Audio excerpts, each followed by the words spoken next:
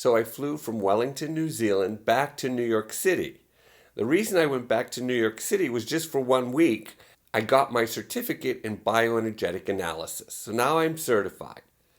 So after a week in New York, I flew back to the Middle East to live in Bethlehem in the Palestinian West Bank. So one more time, I'm confronted with the reality of Judaism, Islam, and Christianity.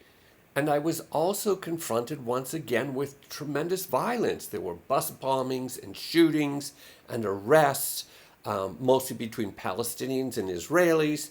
And it was extremely complicated. And at times I got caught in some of this violence as well. So it brought up a lot of those memories from Beirut when I had been living there. But I'd already become a little bit familiar, unfortunately, with living in situations of violence. But as always, there was a huge surprise waiting for me. So I spent a lot of my time traveling back and forth between the Palestinian West Bank and Israel. I was encountering the Jewish, Muslim, Christian traditions all over the place. And as you know, in Jerusalem in particular is the Western Wall, or what's called the Wailing Wall, which is very sacred to the Jewish population. You also had the Dome of the Rock, or Al-Aqsa Mosque, which was a very sacred place for the Muslim community. Then you had in Bethlehem the Church of the Nativity, that's recognized by the Christian community as the birthplace of Jesus. Now, why is this important? Because you had culture, politics, economics, religion, and languages, all very diverse. But all of these needed to be taken into consideration if I was going to work with the people from all of these different perspectives, respect their bodies, respect their psyche, and understand how to help to move things forward in a healthy way from the little bit of individual work that I would be doing there. Now, two interesting things happened to me here. The first one was there were a group of Israelis who knew bioenergetics. Some were in the process of being certified in bioenergetics. So since I was certified, they would ask me to come up and do supervision or do sessions with them.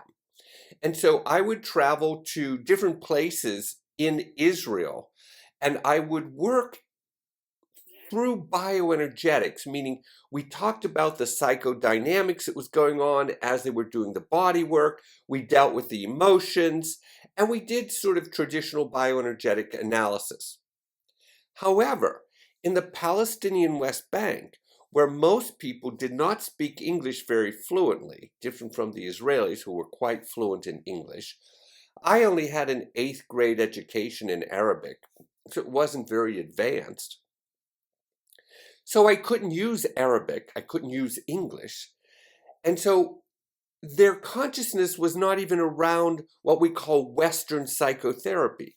They were Middle Eastern people and they thought differently and their culture was very different. So I actually simply did body work with them. I was using the skills that I had in bioenergetics, but we didn't do hitting or pounding. I didn't try to get emotions at all. I just activated the tremor mechanism and then I facilitated it moving through the body the best I could. And I was shocked because it worked really well.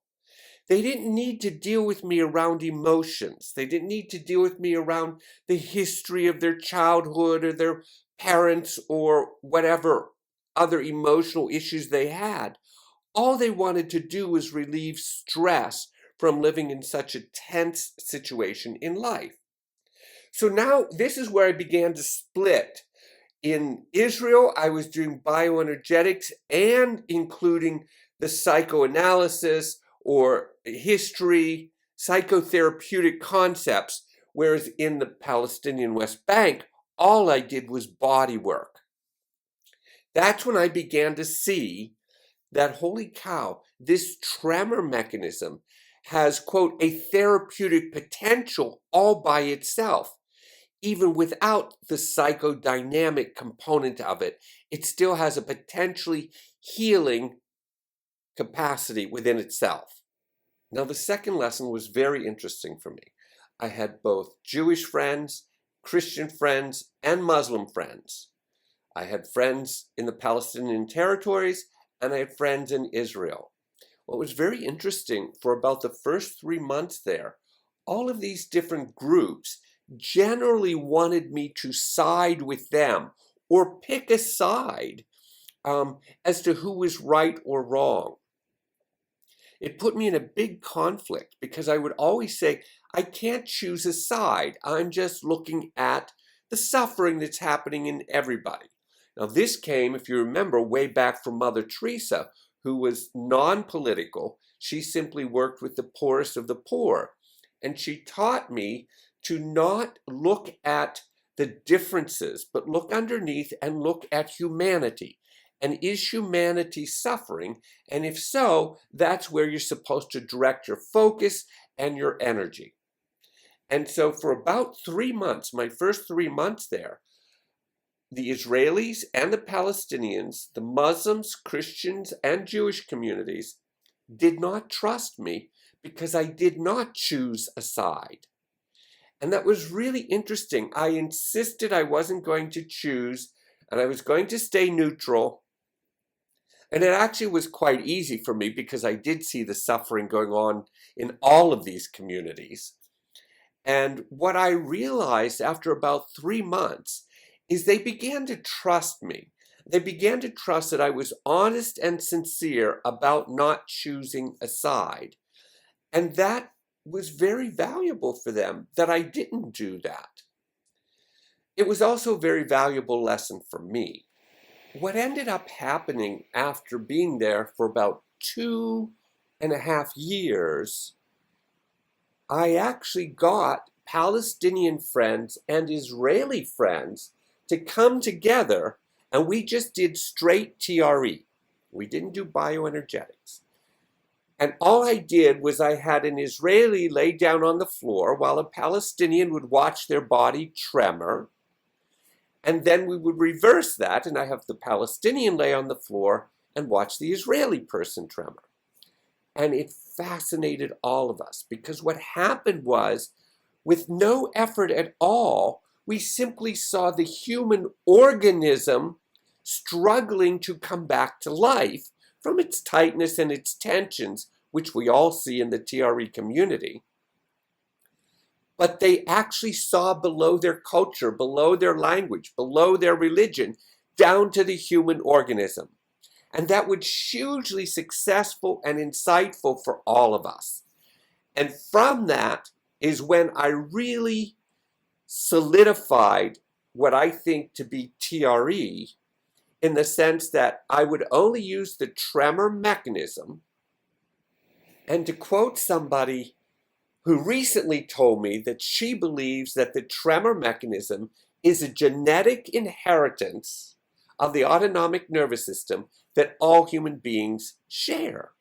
And so how natural it is to look at that tremor mechanism as part of our genetic encoding, and immediately all we see is the human organism trying to come back to life. And that was the most valuable lesson I could ever have learned in the Middle East. So what was my takeaway from this experience? In my very little way, I actually used the tremor mechanism and my neutrality as a way of trying to help promote and introduce peaceful cohabitation among the Muslims, Christians, and Jewish communities, as well as the Israelis and the Palestinians. There were already many diverse efforts trying to do this. I believe the tremor mechanism, in some small way, helped to contribute to that. And then we can relate this very directly to what Gabor Mate said. He said, safety is not the absence of threat. It is the presence of connection. And that's what the tremor mechanism did. It created connection. Now that's the psychological element, or the psycho-emotional, psychosocial element. Combine that with the faith and traditions and religions of these three groups, which was important to them. And you have the Christians who say, And now these three remain: faith, hope, and love. But the greatest of these is love. And the Jewish tradition says the highest form of wisdom is kindness. And the Muslim tradition says the bravest heart is the one that stays close to Allah even when it is in pain.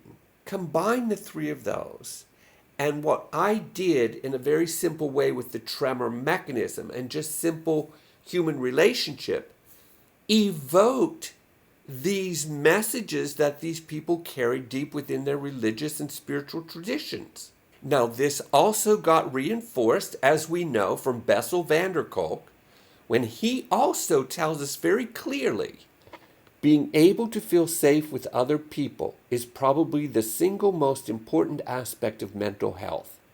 Safe connections are fundamental to meaningful and satisfying lives. Once again, this comes from our psychological perspective and neurological. But let's combine this with some of the wisdom figures that we've had in our lives as well.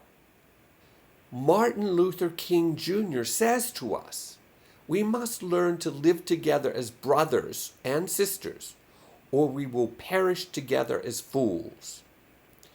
We're getting this message throughout all of life. We've got to somehow try to find a way to come together as a species rather than be separated and divided because of various cultural, political, socio-economic divisions.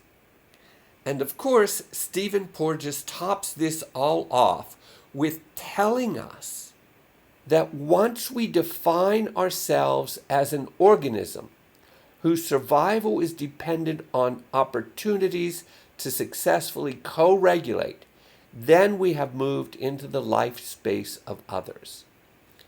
And so he just solidifies for us, we are a living organism, and our greatest happiness, safety, and prosperity in terms of moving forward is going to be by seeing ourselves as one species. So now I'm finished in the Middle East again, but I realized when I was working with the tremor mechanism that I didn't have a strong enough background in anatomy and physiology to understand how to use it exclusively and move it through the structure. So I needed some additional education, and I didn't want it to be in theory, so I returned to the United States and I went to massage school for 1 year.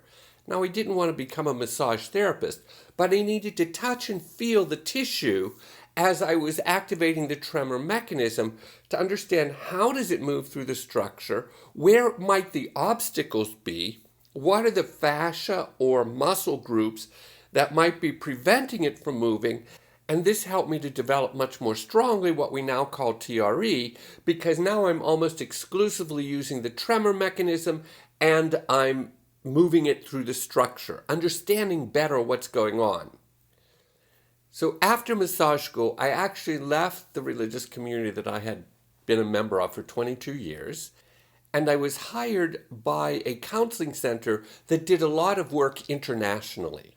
And since I was familiar with Arabic in the Middle East, this counseling center sent me to Sudan, which is where my next journey is, and that's where TRE really solidified.